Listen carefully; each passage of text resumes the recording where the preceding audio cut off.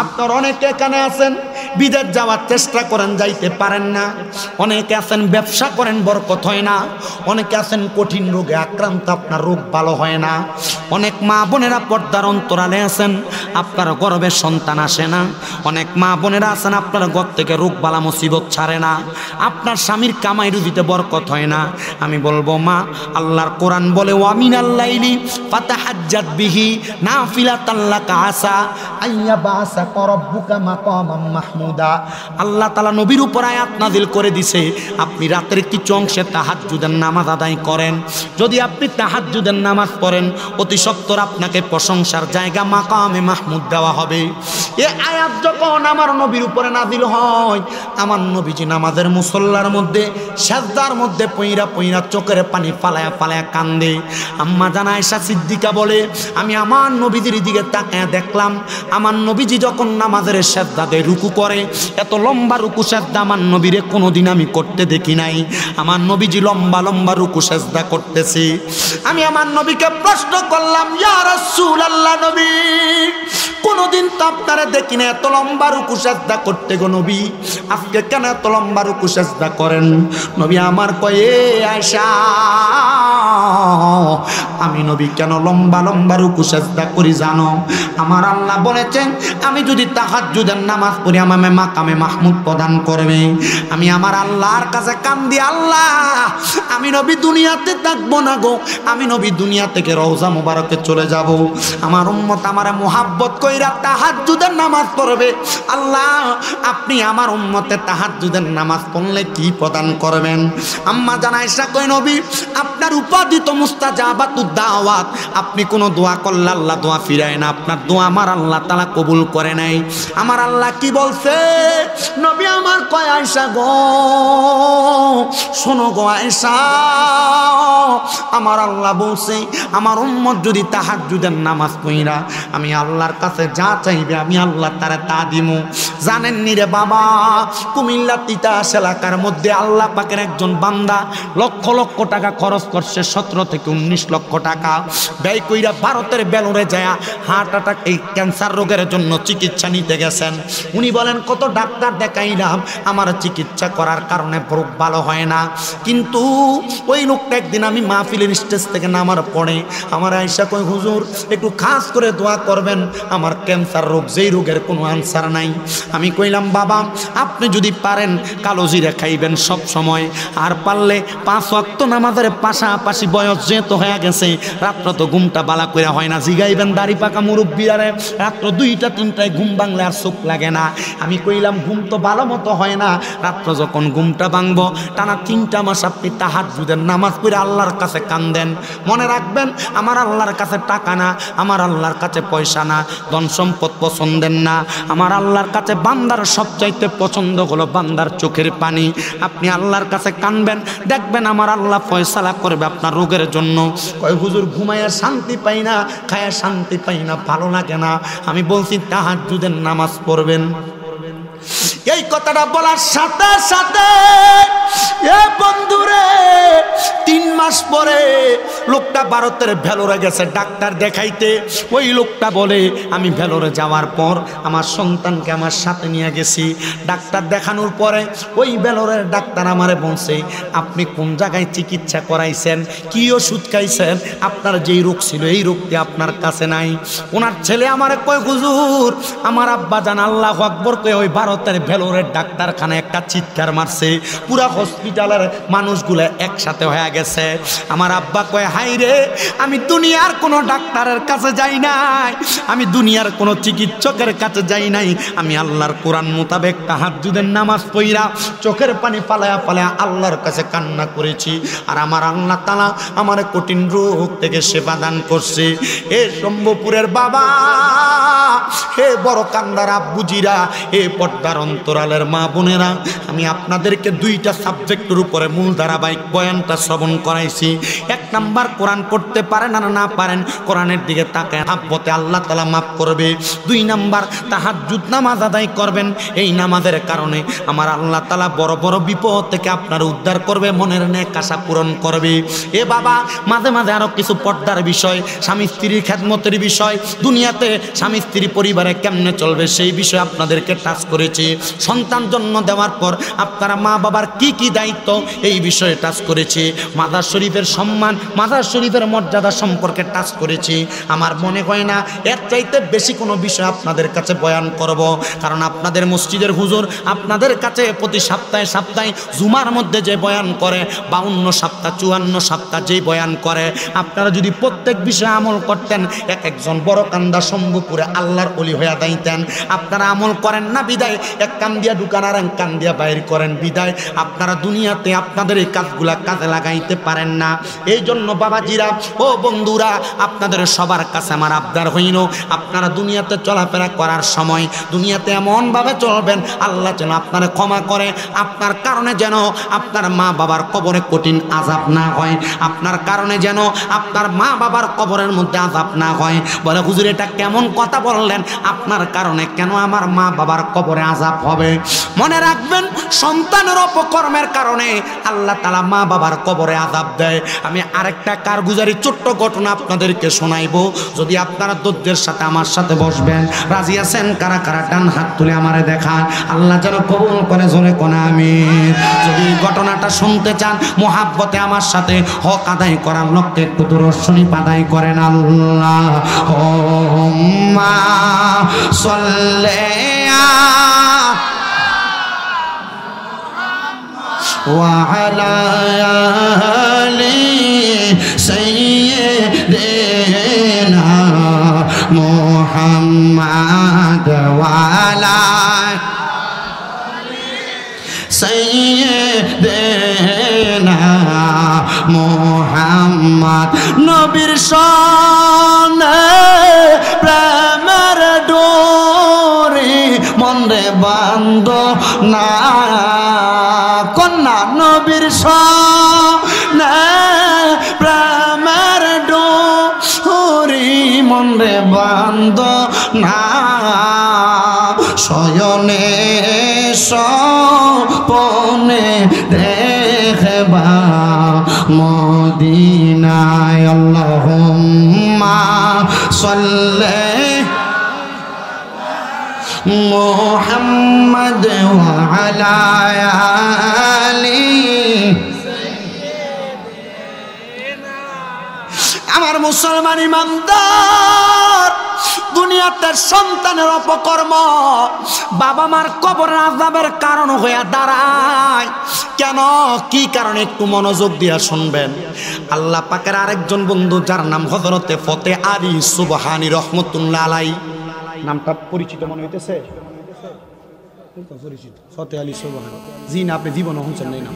ফতে আলী আল্লাহর ওলি, ভারতের যিনি, ওনার নাম শুনছেন আপনি? এই সুবহানীর নাম শুনছেন?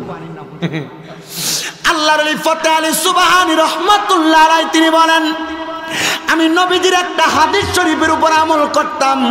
এ বাবা, মেশকাতুল মাসাবির বাবু সালাতের মধ্যে নবীর একটা হাদিস, আমার নবী কয়, উম্মত আমি নবী ততক্ষণ পর্যন্ত ফজরের নামাজের পরে নামাজের মুসল্লা ছাড়তাম না। নবী গো কতক্ষণ পর্যন্ত? বলে যতক্ষণ পর্যন্ত সূর্য উদয় না হইতো। সূর্য উদয় হওয়ার পর আমার নবী 2 রাকাত ইশরাকের নামাজ পড়তেন। আর আমরা বেড়ারা মসজিদের ভিতরে যাই, মসজিদে যাইয়া মুরগা যেমনে ঠুকুর দিয়া দিয়া আদার খায়, এমনি রুকু সাজদা কইরা মসজিদ থেকে বাইর হইয়া চইলা আসে। আপনারা কোন এমন মুসল্লি আমরা সম্ভবপুরে একদম কি তো নাই? আমার বাবাজিরা, বন্ধুরা রে, সম্ভবপুরের বড় কান্দার বাবারা, আজকে আতে রাসূল হযরতে খাজা মুঈনুদ্দিন চিশতি হাসান সানজিরি আজমিরি রহমাতুল্লাহ আলাইহি ওনার স্মরণে দ্বিতীয়তম ওয়াজ ও দোয়ার মাহফিলে যারা বসছেন মনোযোগ লাগায়া শুনবা। আল্লাহর ওলি ফতেহ আলী সুবহানী বলেন, আমি ফজরের নামাজ পড়িরা, আমি সূর্য ওঠার আগ পর্যন্ত এশরাকের নামাজ না পড়িরা আমি আমার নামাজের মুসল্লা ত্যাগ করতাম না। আমার নবী জান্নে পড়তেন, আমি এমনে পড়তাম। কিন্তু ওই দিন ফজরের নামাজ পড়ার পরে গভীর রজনীতে আমি জাগ্রত থাকার কারণে আমার ফজরের পরে আমার চোখটা লাইগা গেছে, আমি আমার নামাজের মুসল্লাটার ভিতরে ঘুমায় গেছি, আমার চোখটা লেগে গেছে। এমন টাইমে আমি আমার নামাজের মুসল্লাটার ভিতরে ঘুমানোর পর আমার স্বপ্নের মধ্যে কি জানি দেখতেছি। স্বপ্নের মধ্যে দেখতেছি একজন ব্যক্তি আমার সামনে হাজির হয়ে গেছে। ওই ব্যক্তিটার পায়ের পাতা থেকে নাভি পর্যন্ত আগুন দাউ দাউ করে জ্বলতেছে, আর নাভি থেকে মাথার তালু পর্যন্ত বড় সুন্দর দেখা যায়। আমার মনটা কান্দে। আমি তার জিজ্ঞাসা করলাম, কিরে বাবা, স্বপ্নের মধ্যে যে তুমি আমার সামনে আসলা, তোমার কেন এমন অবস্থা? বুঝতেছেননি বাবারা, একটা মানুষকে স্বপ্ন দেখছে যেই ব্যক্তিটার নাভি থেকে পায়ের তালু পর্যন্ত আগুনে জ্বলতেছে, আর নাভি থেকে মাথার তালু পর্যন্ত ভালো আছে। উনি বলেন, আমি প্রশ্ন করলাম, কেন কেন তোমার এমন অবস্থা? তোমার নাভি থেকে মাথার তালু পর্যন্ত ভালো দেখা যায়, আর নাভি থেকে মাথার পায়ের পাতা পর্যন্ত আগুন দেখা যায়। উনি বলেন, হুজুর, আমি 5 ওয়াক্ত নামাজ পড়তাম, দুনিয়াতে আমার ইবাদতের কোনো কমতি ছিল না, আমি ইবাদত বেশি করতাম। হুজুর, দুনিয়াতে আমি ইন্তেকাল করার আগে আমার একটা মেয়ে আমি জীবিত রাইখে আসছি, আর একটা মেয়ে আমার স্ত্রীর গর্ভে আমি 5 মাসের রাইখে আসছি। যেই মেয়েটা জীবিত ছিল এই মেয়েটাকে আমি কোরআনওয়ালা বানাইছি, এই মেয়েটাকে আমি পর্দাশীল বানাইছি হুজুর। আর আমার যেই মেয়েটা আমি কবরে আসার পরে দুনিয়াতে আগমন করছে গো, ওই মেয়েটা দুনিয়াতে আসার পর হয়েছে উগ্র। ওই মেয়েটা অবাধভাবে চলাফেরা করে, ওই মেয়েটা শরীয়তের আইন মোতাবেক চলাফেরা করে না। আমার আল্লাহ তাআলা আমার একটা মেয়ের কারণে আমার শরীরের অর্ধেক অংশ ভালো করে রাখছে, আর যেই মেয়েটা বেপরদা বেহায়াপনা কইরা চলে ওই মেয়েটার কারণে আমার নাভি থেকে পায়ের পাতা পর্যন্ত আগুনে জ্বলতাছে। এজন্য আমার আল্লাহ তাআলা আমার কবরে এমন অবস্থা রাখছে। হুজুর, আপনি আমার জন্য একটু দোয়া করবেন, আল্লাহ যেন আপনার দোয়ার বরকতে আমারে মাফ করে দেয়। মনে রাখবেন, আর তাকদিরু লা ইয়ারুদ্দু, মানুষের তকদির কোনোদিন পরিবর্তন হয় না ইল্লা বিদুয়া। দোয়ার কারণে মানুষের তকদির পরিবর্তন হয়ে যায়, দোয়ার কারণে গরিব ধনী হয়ে যায়, বদদোয়ার কারণে বড়লোক গরিব হয়ে যায়। এ বাবা, আল্লাহর ওলি ডাক দিয়া কই, হুজুর আপনি আমার জন্য, আল্লাহর ওলিকে ডাক দিয়া কই, হুজুর আপনি আমার জন্য একটু দোয়া করবেন। আপনারা মাঝে মাঝে আপনাদের মারে স্বপ্ন দেখেন, আপনাদের বাবারে স্বপ্ন দেখেন, মাঝে মাঝে স্বপ্ন দেখেন আপনার মা আপনার কাছে ভাত খোঁজে, আপনার বাপ আপনার কাছে খানা খুঁজতেছে, এমন স্বপ্ন দেখেনি? দেখেন না, মাঝে মাঝে স্বপ্ন দেখেন। মনে রাখবেন, স্বপ্ন কেন দেখায়? আল্লামা ইবনে সিরিনের স্বপ্নের তাবিরের কিতাবের প্রথম দিয়া লিখতেছে, কোনো মা বাবা, কোনো আত্মীয় স্বজন যদি কবরে থাকে, কবরের মধ্যে কষ্টে থাকলে তখন তারা স্বপ্নে দেখা দেয়। তখন যেই ব্যক্তি স্বপ্ন দেখে ওই ব্যক্তির স্বপ্ন দেখা দেয় যেন এই ব্যক্তি তার জন্য একটু দোয়া করে। আপনার স্বপ্নে যখন দেখা দিবে, আপনি সাথে সাথে যারা স্বপ্ন দেখছেন তার জন্য একটু দোয়া করবেন। এবার আল্লাহর ওলি বলেন, আমি তার স্বপ্নটা দেখার পরে আমি এবার তার কাছ থেকে চলে গেলাম। আমি ওই দিন আর এশরাকের নামাজটা পড়ি নাই। আমি তালাশ করতে লাগলাম, কে রে এমন কোন ব্যক্তির সন্তান যার ঘরের মধ্যে একটা মেয়েকে রাইখা আর একটা মেয়ে গর্ভে রাইখা ইন্তেকাল করছে। উনি খুঁজতে খুঁজতে পুরাটা এলাকা খুঁজা ফেলছেন, কোনো ঘর পায় না। একটা ঘরের দরজা বন্ধ দেখা ওই ঘরের দরজার সামনে যায় সালাম দেয়, আসসালামু আলাইকুম ওয়া রাহমাতুল্লাহ। আমি একবার সালাম দিলাম, দুইবার সালাম দিলাম, তিনবার সালাম দিলাম। তিনবার সালাম দেওয়ার পরে একটা মেয়ে ঘরের দরজা খুইলা আমার শরীরের মধ্যে নোংরা পানি ফিক্কা মারছে, মানে পানি মেলা মানে আমার গায়ে মারছে। এই মেয়েটা পানিটা দেওয়ার পর আমি পেছনের দিকে ফিরা চলে আসতেছি।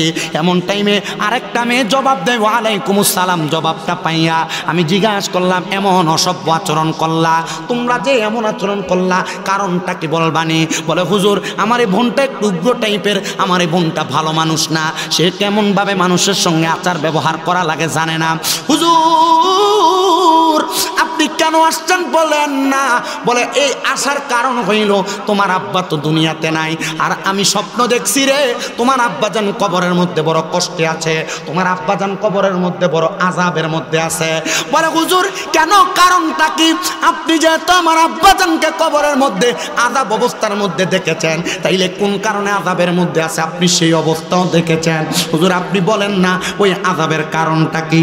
ওই হুজুর ডাক দিয়া কয় তোমার আব্বার কবরের আযাবের কারণ হইল তোমার এই উগ্র বোন। ওই মেয়েটা বলেন আমি দৌড়ে সাথে সাথে ওই আল্লাহর ওলির কদমটার মধ্যে ধরে ফেললাম।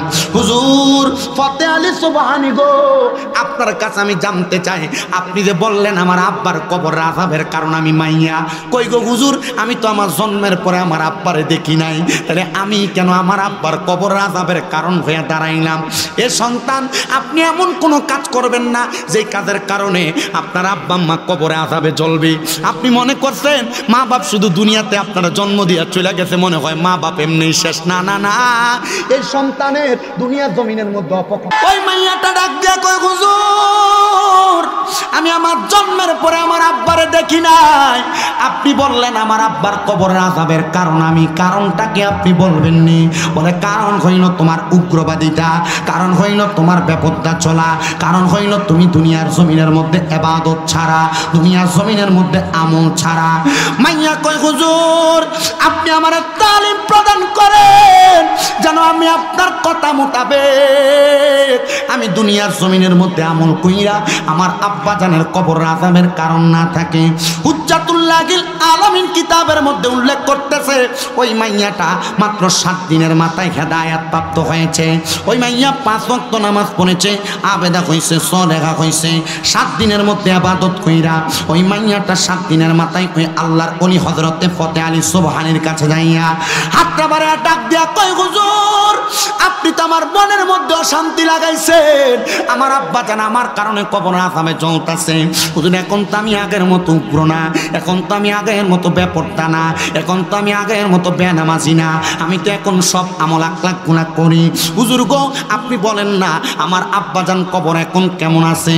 কয় মা আব্বাজান কবরে আযাবের শিকার ছিল বিদায় আমারে দেখা দিছে, কষ্টে নাই বিদায় আমারে দেখা দেয় না।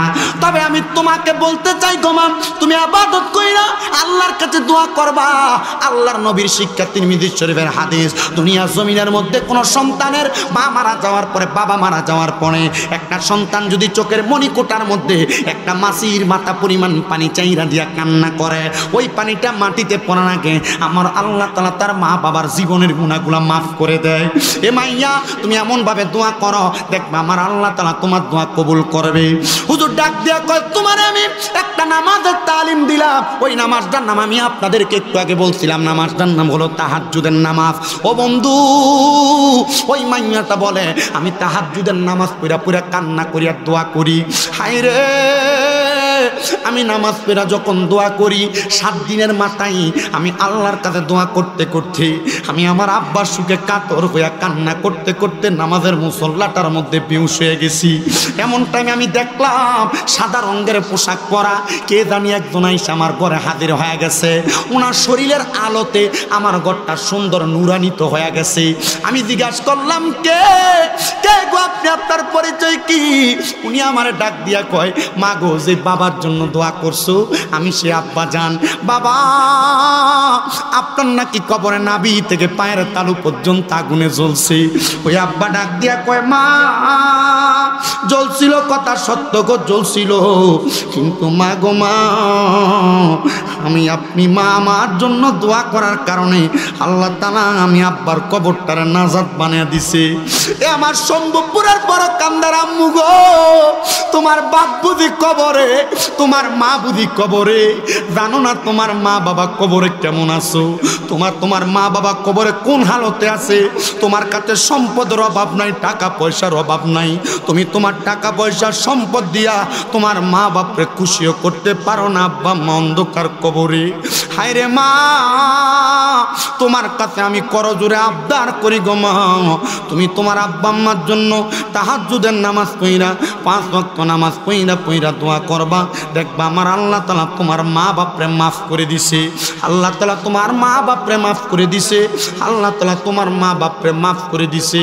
কিন্তু না না না না, আমরা সমাজের মানুষ নামাজ পড়ে দোয়া করতে চায় না, শুধু সব ওয়াজ করেন, নামাজের ওয়াজটা কইলেন না, ভালো লাগে না। না রে মুসলমান, না পর্দার অন্তরালের মা হযরত আব্দুল হক মুহাদ্দিস দেহলভির আরেকটা ঘটনা, না একটা না শোনাম কইছি, আরেকটা কি শোনাইতে আমরা থাকবাই বিরিয়ানি খেতে বেশি কি তো কয়টা বাজে, আর 20 মিনিট শেষ করে দেবেন, 2টার মধ্যে আমরা মুনাজাত নাহলে ফজর নামাজ পড়া লাগবো না। কি আপনারা আছেন না? একটু জিকির আজকার করি আর পরে বিদায় নেব। ছোট্ট 5-7 মিনিটের ভিতরে আরেকটা ঘটনা বলি, আপনি একটু মনোযোগ দিয়ে বসবেন ইনশাল্লাহ।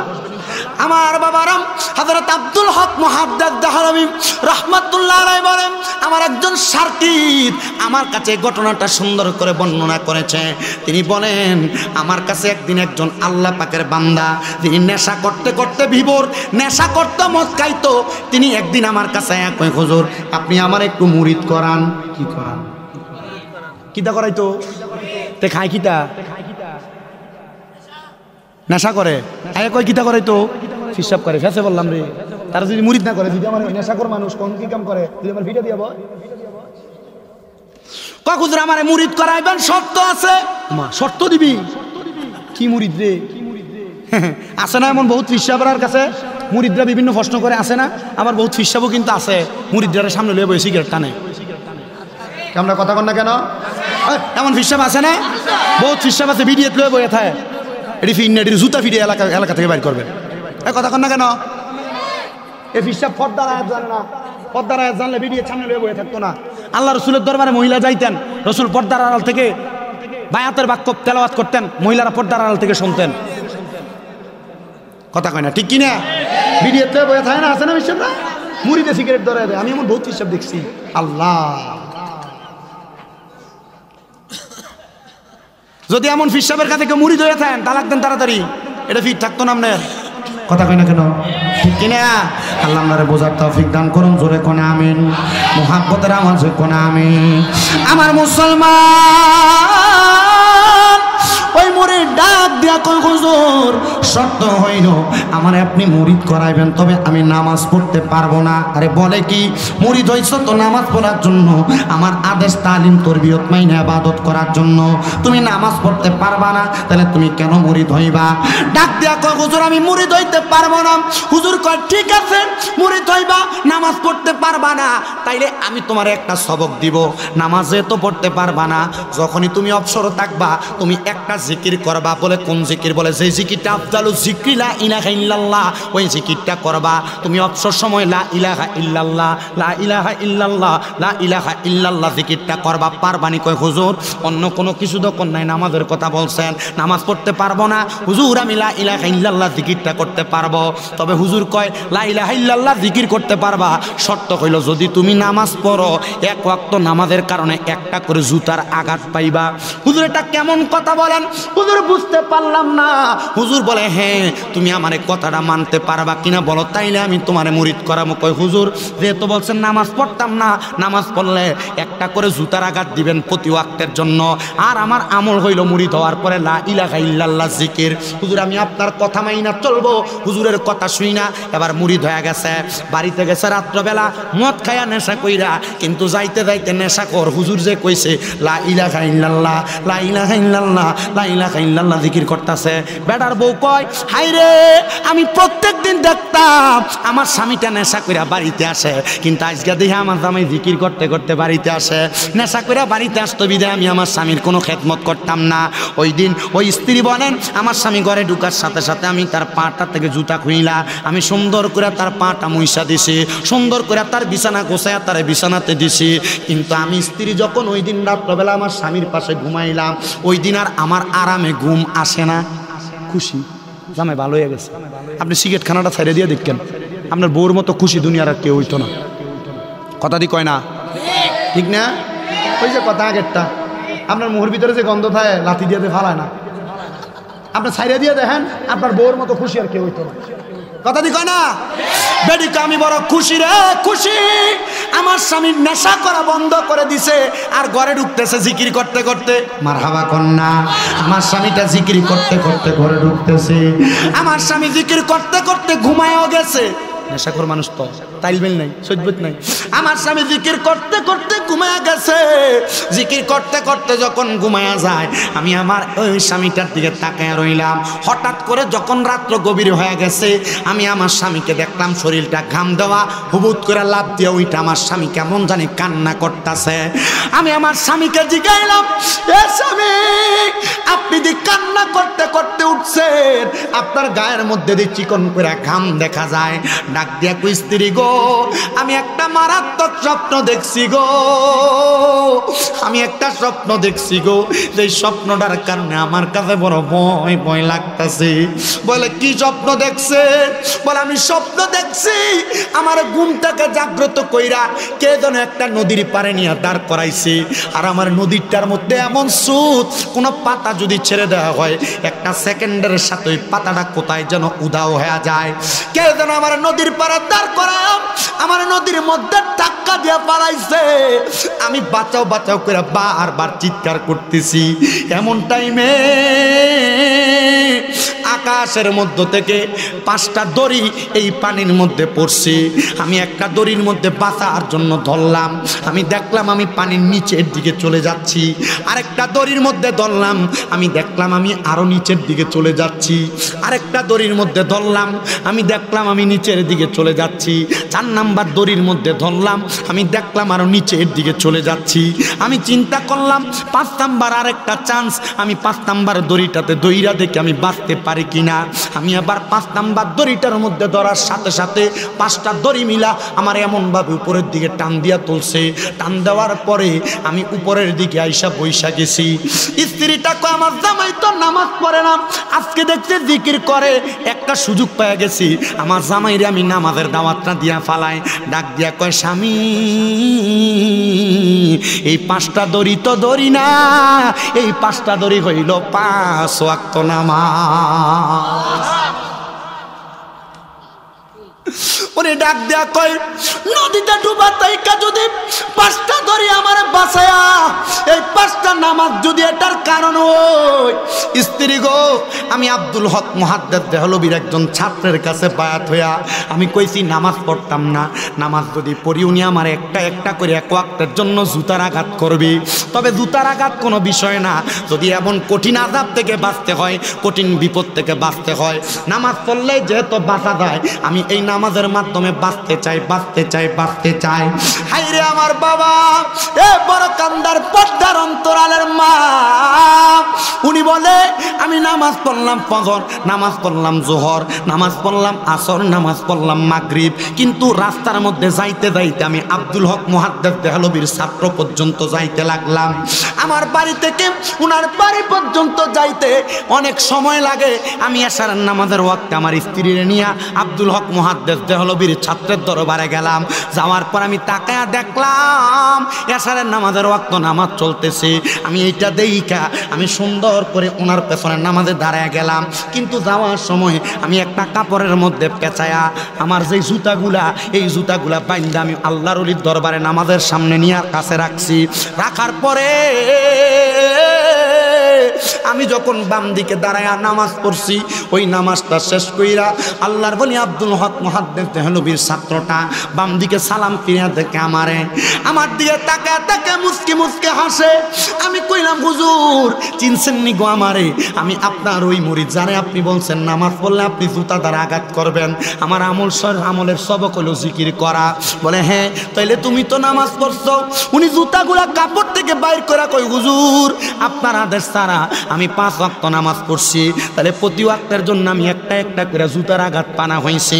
হুজুর আপনি জুতা দিয়ে আমার আঘাত করেন। হুজুর কয় না না না, আমি তোমার জুতা দ্বারা আঘাত করব না। মনে রাখবা রে, মনে রাখবা, আমার আল্লাহর কাছে তওবা করলে আমার আল্লাহ তারা কারো তওবা ফিরায় না, আমার আল্লাহ তাআলা তওবা কবুল করে। তবে 2 ব্যক্তির তওবা আমার আল্লাহ তাআলা কবুল করে না, যারা পরের হক নষ্ট করে, যারা শিরিক করে, এই ব্যক্তিগুলার তওবা আমার আল্লাহ তাআলা কবুল করে না। পরের হক নষ্ট করে তওবা করবা, আল্লাহর কসম কবুল হবে না। তবে আরেক প্রকারের মানুষ আছে যারা দুনিয়ার জমিনে টাকা দিয়ে টাকা বাড়ায়, মানে সুদের ব্যবসা করে, ওই ব্যক্তিদের দোয়াও কিন্তু আমার আল্লাহ তাআলা কবুল করে না। নামাজ পড়ো, রোজা রাখো, হজ করো, যাকাত দাও, দান সদকা করো, আমার আল্লাহ তাআলা কবুল করবে না। এবার আপনারা কোন এমন বালা মানুষ যারা সুদ খায়, ঘুষ খায়, পরের হক খায়, এমন লোক আপনারা শম্ভুপুরের বড় কান্দায় না।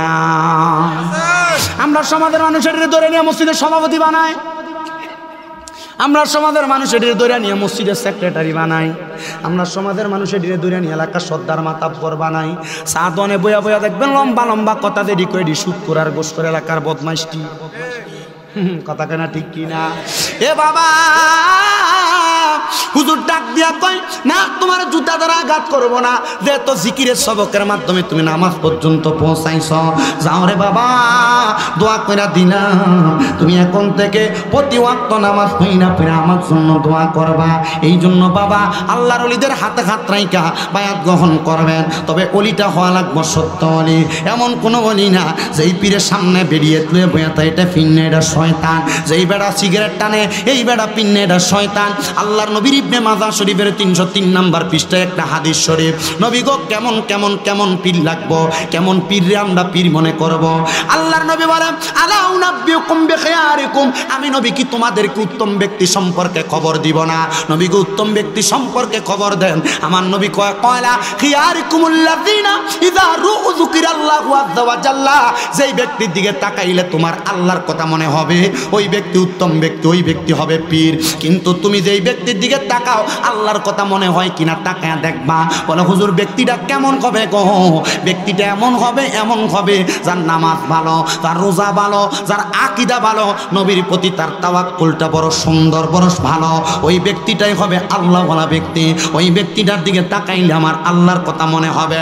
এই জন্য বাবারা, হক্কানি রাব্বানি পীর মাশায়েখ ধইরা আপনি আপনার জীবনটারে সাজাইবেন, আপনি আপনার জীবনটারে সাজাইবেন। এই জন্য আমি আমার বয়ানের শেষ প্রারম্ভিকা বয়ানের শেষ মুহূর্তে আপনাদের সবার কাছে বলবো, আপনারা বলেন আমরা সবার জবান আছে না নাই? মহাব্বতে আছে না নাই? যাদের জবান আছে তাদের কাছে আমার দাবি আছে, যাদের জবান নাই তাদের কাছে আমার কোনো দাবি নাই। যেহেতু আল্লাহর বান্দা জিকিরের তালিমের মাধ্যমে নামাজ পর্যন্ত পৌঁছাইতে পারছে, আপনাদের যাদের জবান আছে এই জবানটা দিয়া মহাব্বতের আওয়াজে আমার আল্লাহ তাআলার একটু ইসমে জাতের জিকির করবেন, যেন আপনার কলব ঠান্ডা হয়, রুহটা জিন্দা হয়। আপনি আল্লাহ তাআলা জিকির করবেন চোখটা বন্ধ কইরা, আপনার কলবটাকে হক্কানি রব্বানি পীর মাশায়েখের কলবের সাথে মোতাজ্জ কইরা, হক্কানি রব্বানি পীর মাশায়েখের কলবটা তার তরিকা মোতাবেক তার পীর মাশায়েখ আযমের দিকে মোতাজ্জ হয়ে যাবে। আর ওই মাশায়েখ আযমের কলবটা রাহমাতুল লিল আলামিনের সাথে মোতাজ্জ হয়ে যাবে।